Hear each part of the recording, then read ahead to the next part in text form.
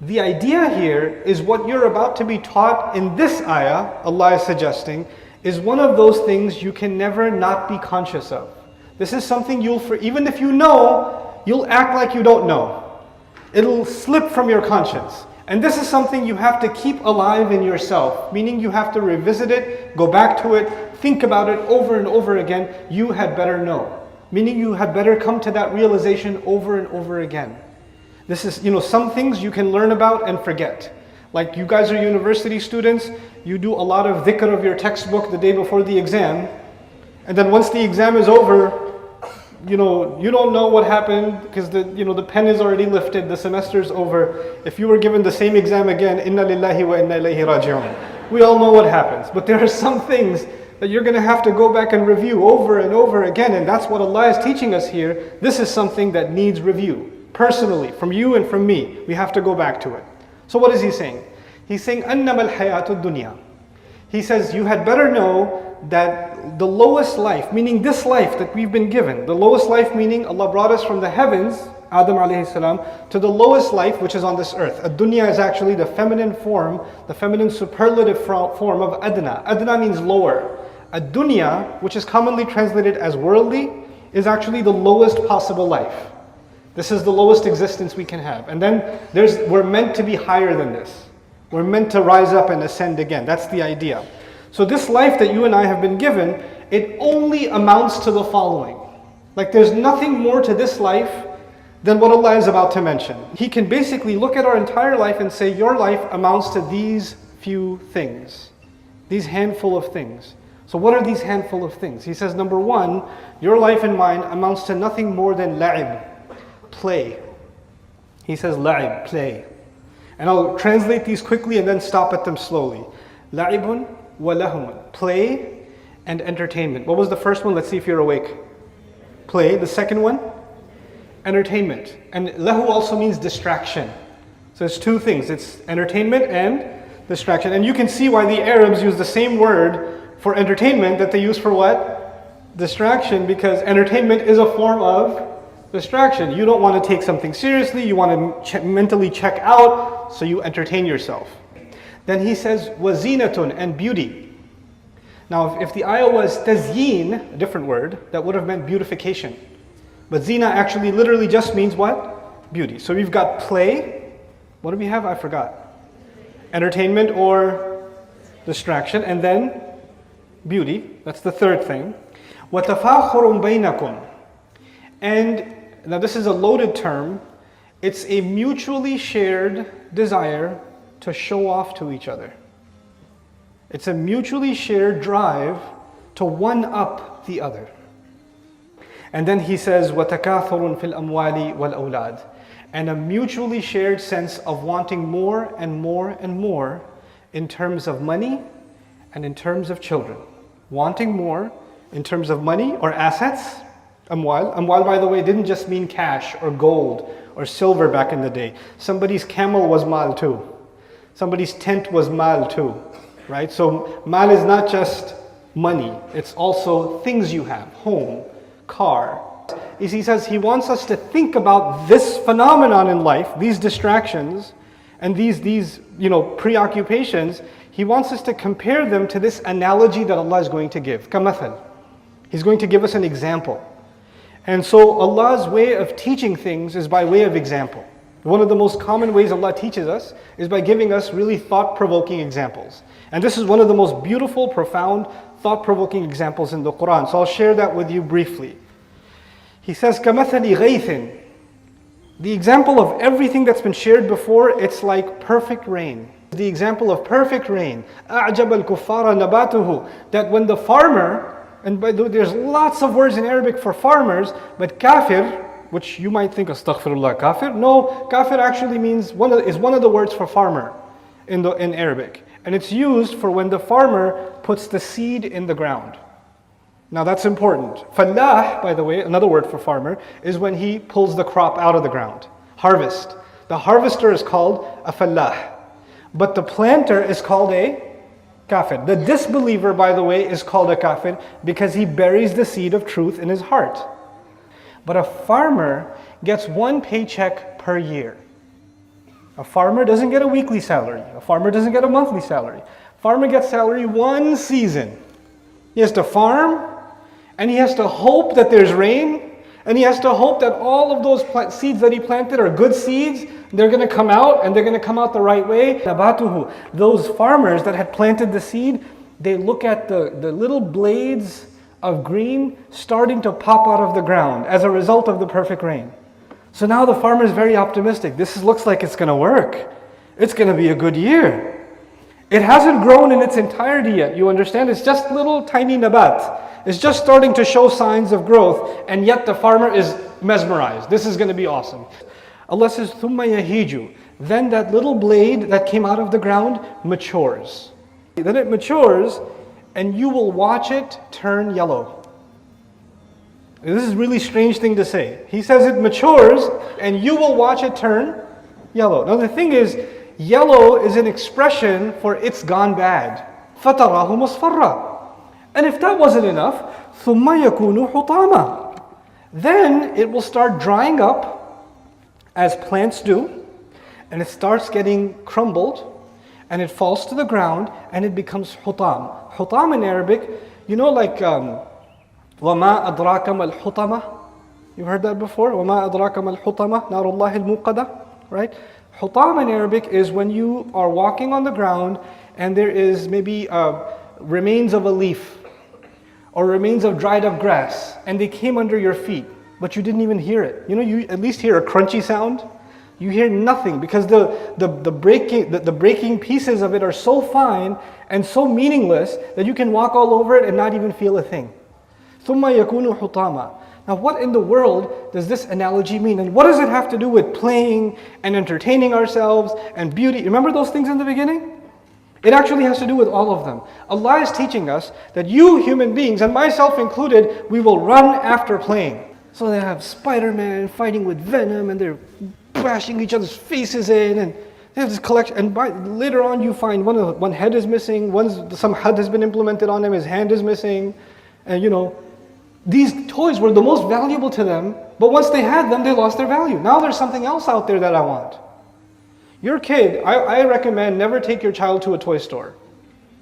Never take your child to a toy store. Because no matter what you buy them, as you leave, watch your child's eyes.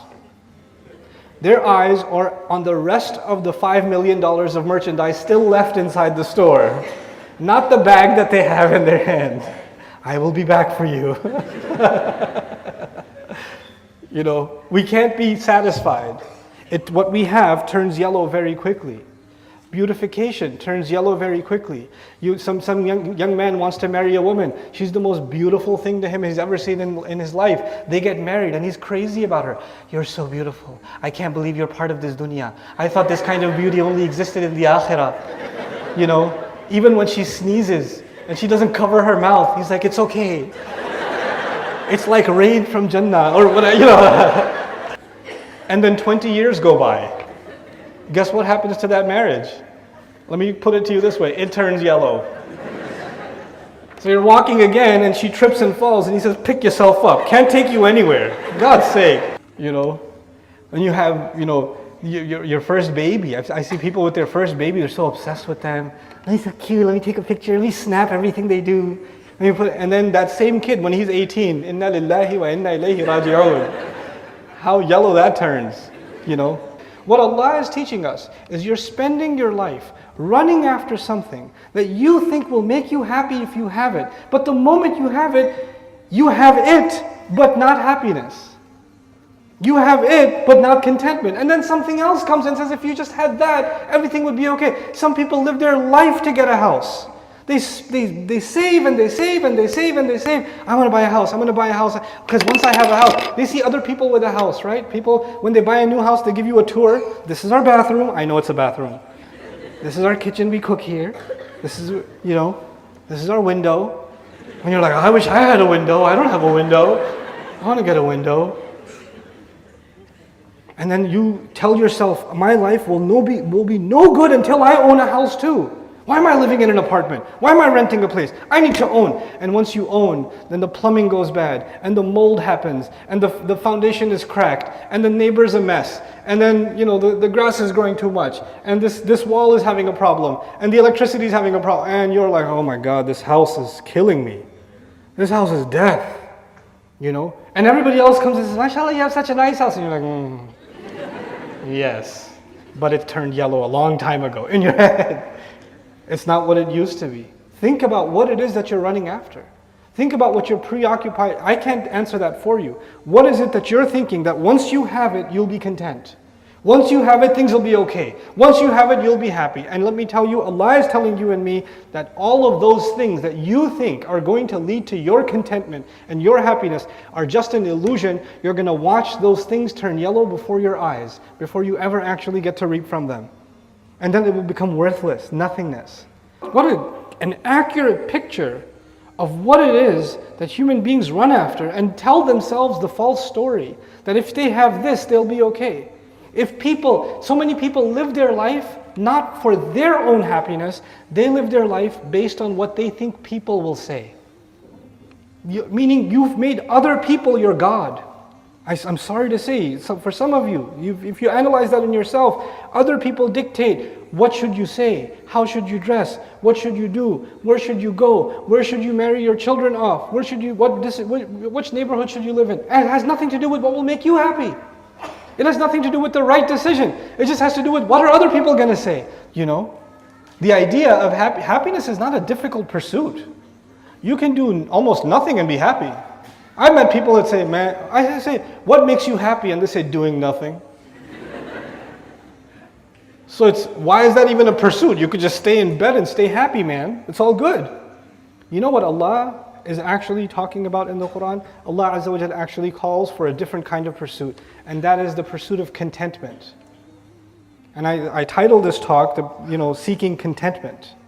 There are two words in the Qur'an predominantly used for contentment. There's sakina, or any derivative of sakina, like هُوَ الَّذِي أَنزَلَ السَّكِينَةَ فِي قُلُوبِ الْمُؤْمِنِينَ in Surah Al-Fath. Or there's طَمَأْنِينَ أَلَا بِذِكْرِ اللَّهِ تَطْمَئِنُّ الْقُلُوبِ. There's two interesting dimensions of being content. The word sakina comes actually from sikkin, which is the Arabic word for a knife. And they used it because when they slaughter an animal, when they slice its neck, it stops moving. And this is why the word sikkin also gives you the word sukun, which those of you that know a little bit of tajweed or recitation of Qur'an, sukun is a pause. When something stops moving, it is in a state of sukun. Just like the animal that experiences a sikkin, it is in a state of rest. The idea of sakina is actually to be in a state where you're not worried about the next thing. You're calm where you are. Interestingly enough, Allah Azza wa Jalla mentions that one of the purposes of marriage is لِتَسْكُنُوا إِلَيْهَا, from the same origin, that you can find tranquility and rest even heading towards your spouse. Both husband finds that kind of calm and relaxation in the wife, and the wife finds it in the husband. That's actually supposed to be the purpose of marriage, is to find an element of tranquility that Allah put into the marriage. Allah Azza wa Jalla put that. The idea being everything outside was a storm, and as you even think about your spouse, the storm calms down. It's remarkable language. Even to give you a visual, the husband is leaving work and he's driving towards his wife. As he's even heading towards her, his heart is getting more calm. As he's even heading towards her. As she even heads towards the phone to send him a message, her heart is calm. I know, obviously that's not, you're like, no, that ain't it. It's the opposite. As a matter of fact, the storm is in the house. I go outside to find sakina. لِتَسْكُنُوا عَنْهَا. That's not what he means by remembering Allah. Remembering Allah means remembering what you need to remember about Allah. Allah is our relationship with Allah is many things. It's many things. And you have to remember the right part of your relationship with Allah at the right time. For example, somebody said something to you and it made you very angry. It made you extremely angry.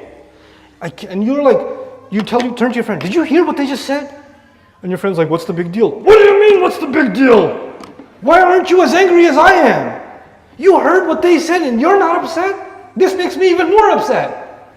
You understand that? That happened ever? When Allah says He's Khabir.